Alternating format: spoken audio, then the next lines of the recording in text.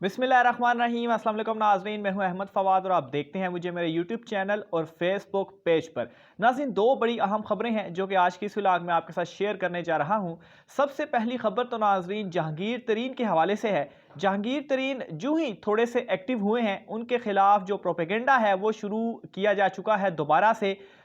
جو ہی ان کے حوالے سے اطلاعات سامنے آئیں کہ وہ عمران خان صاحب کے مزید قریب جو ہے وہ ہوتے جا رہے ہیں، ان کے خلاف کیا چیزیں کی جا رہی ہیں، اس حوالے سے کچھ تفصیلات آپ کے ساتھ شیئر کروں گا۔ دوسرے نمبر پر ناظرین نواز شریف کی جانب سے جو بند دروازوں سے چور دروازوں سے نواز شریف کی جانب سے دوبارہ آنے کی کوشش کی گئی ہے۔ ایک تو انہیں نہ صرف اوپر سے نیچے تک انکار ہوا ہے، بلکہ مولانا فضل الرحمان جو ہیں وہ بھی نواز شریف سے اب پیچھے ہٹ چکے ہیں۔ یہ کیا معاملہ ہے، اس کی تفصیلات بھی آپ کو بتاؤں گا۔ اور آخر میں ناظرین مریم نواز کی پر اسرار خاموشی کے پیچھے کیا بڑی سازش چھپی ہوئی ہے، وہ کیا ملاقاتیں یا کیا اس وقت سوچ رہی ہیں، کچھ اہم تفصیلات اس حوالے سے بھی آپ کے ساتھ آج کے اس ولاگ میں شیئر کروں گا۔ تو سب سے پہلے ناظرین جہانگیر ترین کے حوالے سے آغاز کرتا ہوں۔ سینئر صحافی بھی ہیں آسما جہانگیر صاحبہ، ان کی جانب سے جو ہے وہ ایک کالم لکھا گیا ہے، اور اس کالم کا ایک اسپیسیفک پارٹ جو ہے، اس کالم میں بہت ساری چیزیں جو ہے وہ لکھی ہیں، لیکن جو ایک اسپیسیفک پارٹ ہے وہ میں پڑھ کر آپ کے سامنے جو ہے وہ رکھتا ہوں، جس میں جہانگیر ترین کے حوالے سے میں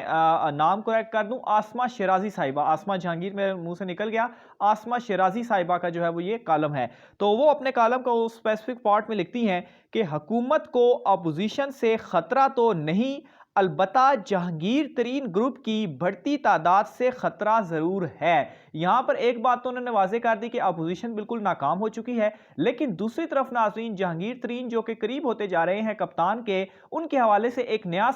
شوشہ جو ہے وہ چھوڑا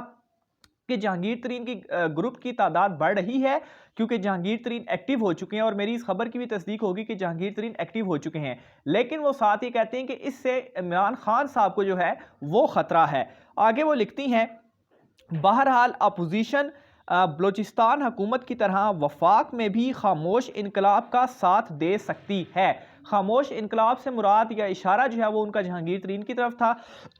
کہ جہانگیر ترین صاحب جو ہیں وہ کیونکہ ان کی تعداد بڑھتی جا رہی ہے خاموشی سے، تو اپوزیشن ان کے ساتھ مل کر عمران خان صاحب کے خلاف کوئی بڑی سازش یا عمران خان صاحب کو ہٹائے گی۔ مزید وہ لکھتی ہیں ہاں اگلا ایک سال سنبھالے گا کون، اس بارے میں ابہام موجود ہے، یا یوں کہیے کہ ابھی وہاں بھی مکمل دھند چھائی ہوئی ہے۔ لیکن آگے وہ یہ چیز نہیں بتاتی کہ اگر عمران خان صاحب کو اس طرح سے مل کر ہٹایا جاتا ہے تو ان کی جگہ پر پھر کون آئے گا، کیونکہ کوئی آپشن جو ہے وہ موجود نہیں ہے، نہ ہی کوئی مزید بندہ جو ہے وہ آئے گا۔ تو یہ ناظرین جہانگیر ترین کے حوالے سے ایک نیا شوشہ چھوڑا گیا۔ بہرحال اس حوالے سے میں پہلے بھی بتاتا رہا ہوں،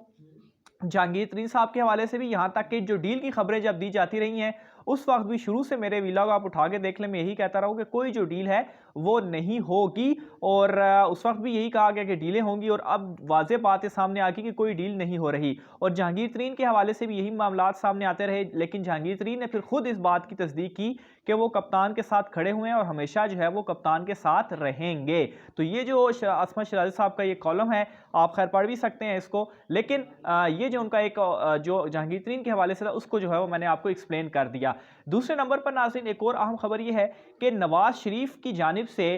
شہباز شریف کے بھی ذریعے اور دیگر ذریعے سے اوپر سے نیچے تک کوشش کی گئی، یعنی کہ ٹاپ سے لے کر لو لیول تک تمام جو دروازے تھے کوشش کی گئی کہ کسی طریقے سے ان کو انٹری مل سکے، کسی طریقے سے ان کے جو مقدمات ہیں وہ ختم ہو سکیں، وہ پاکستان واپس آ سکیں، اور دوبارہ سے جو 5 سال ہیں وہ ان کو حکومت مل جائے۔ لیکن ناظرین اوپر سے نیچے تک تمام دروازوں سے انہیں انکار ہی ملا ہے، کوئی ڈیل ان کے ساتھ نہیں جو ہے وہ ہونے جا رہی، انہیں جو ہے وہ کسی صورت ایکسیپٹ نہیں کیا جا رہا، اور اس حوالے سے نواز شریف بھی اس وقت جو ہے وہ آپ کہیں کہ کافی زیادہ پریشان بھی ہیں۔ خیر بیانیہ ان کی جانب سے بنانے کی کوشش تو کی گئی، لیکن تمام دروازوں سے انہیں انکار ہو چکا ہے، یہاں تک کہ ناظرین مولانا فضل الرحمان صاحب جو ہیں وہ بھی ان سے اس وقت دور ہو چکے ہیں، اور مولانا فضل الرحمان صاحب کو اس وجہ سے میں تھوڑی اہمیت دے رہا ہوں کہ اگر نواز شریف کا سب سے بڑا اتحادی کوئی تھا تو وہ مولانا فضل الرحمان ہی تھے اس سچویشن میں. پیپلز پارٹی بھی ساتھ چھوڑ گئی اور جو دیگر جماعتیں ان کے ساتھ موجود تھیں ان کے تو خیر اپنی ہی کوئی پارلیمنٹ میں آپ یہی سمجھ لیں کہ کوئی ریپرزنٹیشن نہ ہونے کے برابر ہے. تو مولانا فضل الرحمان ان کے ساتھ ایک کوئی اتحادی تھا, لیکن مولانا فضل الرحمان بھی ان سے دور ہو چکے ہیں. یہاں تک کہ ناظرین یہ بھی اطلاعات ہیں کہ پیپلز پارٹی کی جانب سے ان ہاؤس تبدیلی کے لیے اب جو کوششیں کی جا رہی ہیں, مولانا فضل الرحمان صاحب سے جب یہ کہا گیا کہ ان ہاؤس تبدیلی کے لیے جو ہے وہ آپ ہمارا ساتھ دیں, اور اس میں پیپلز پارٹی نے راجہ پرویز اشرف اور ایک اور نام جو ہے وہ لیا کہ ان دو شخصیات کو وزیراعظم جو ہے وہ ہم بنائیں گے, جس پر مولانا فضل الرحمان نے اپنے بیٹے کا نام لیا کہ اگر ان ہاؤس تبدیلی لاتے ہیں تو میں اپنے بیٹے کو وزیراعظم بنوانا چاہتا ہوں, یعنی کہ جو ان کی دل کی خواہش تھی وہ بھی زبان تک آ گئی. لیکن ناظرین مولانا فضل الرحمان صاحب جو ہیں وہ نون لیگ سے اب دور ہو چکے ہیں, اور لانگ مارچ کے حوالے سے بھی میں آپ کو پہلے ہی بتا رہا تھا کہ لانگ مارچ نہیں ہوگا, یہ یوں ہی جو ہے وہ بیانیہ بنانے کی کوشش کی جا رہی ہے. اور آپ یہ دیکھیں گے کہ جس طرح سے شروع سے لے کر اب تک یہ لانگ مارچ اور ان کے سارے دعوے مسترد ہوتے رہے ہیں, 23 مارچ کو بھی یہی ہوگا, اور 27 مارچ سے جو KPK کے بلدیاتی انتخابات شروع ہو رہے ہیں اس میں پرویز خٹک صاحب چونکہ اب صدر ہیں وہ مکمل طور پر متحرک ہو چکے ہیں, اور اگلا جو مرحلہ ہے وہ پاکستان تحریک انصاف واپس جو ہے وہ بلدیاتی انتخابات میں بھی آئے گی. آخر میں ناظرین مریم نواز کے حوالے سے کچھ تفصیلات آپ کو بتاؤں کہ ان کی جو پراسرار خاموشی ہے اس کے پیچھے کیا ہے. مریم نواز کی ناظرین جو کچھ آڈیوز وغیرہ لیک ہو رہی ہیں جس میں وہ میڈیا مینجمنٹ کے حوالے سے وہ آڈیوز ہیں, کس طریقے سے وہ میڈیا کو مینج کرتی ہیں, کس طریقے سے اپنے حق میں خبریں چلاتی ہیں, اور جو ان کے مخالف ہوتے ہیں ان لوگوں کے لیے وہ کیا الفاظ جو ہے وہ استعمال کرتے ہیں. تو ان آڈیوز لیک سے مریم نواز اس وقت بہت زیادہ پریشان ہیں, اور اس وقت ان کے حلقوں میں یہ چل رہا ہے, بلکہ مریم نواز بھی ہمارے سورسز جو ہیں ہمیں یہ بتا رہے ہیں کہ ان کے حلقوں میں بھی وہ یہ بات کہہ رہی ہیں کہ کسی طریقے سے عمران خان کی کوئی جو آڈیو کوئی ویڈیو جو ہے وہ اس طرح کی ان کو ملے تاکہ اس کو جو ہے وہ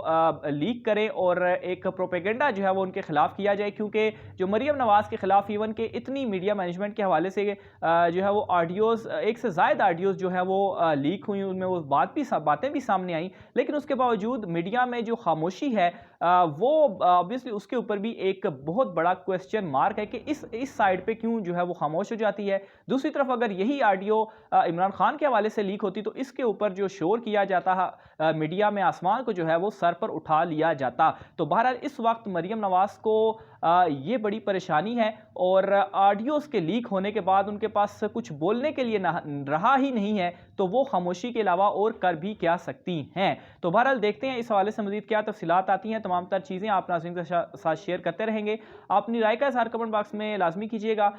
سب سے پہلے تو یہ مریم نواز صاحبہ جو آج کل کر رہی ہیں نواز شریف کی ڈیل کے حوالے سے, چونکہ DG/ISPR صاحب کی جانب سے بھی واضح طور پر بیان دیا گیا تھا کہ یہ تمام تر جو خبریں ہیں یہ قیاس آرائیاں ہیں, ان پر یقین نہ کیا جائے. اپنی رائے کا اظہار کمنٹ باکس میں لازمی کیجیے گا. آج کے ولاگ سے اتنا ہی, مجھے اجازت دیجیے. اللہ حافظ.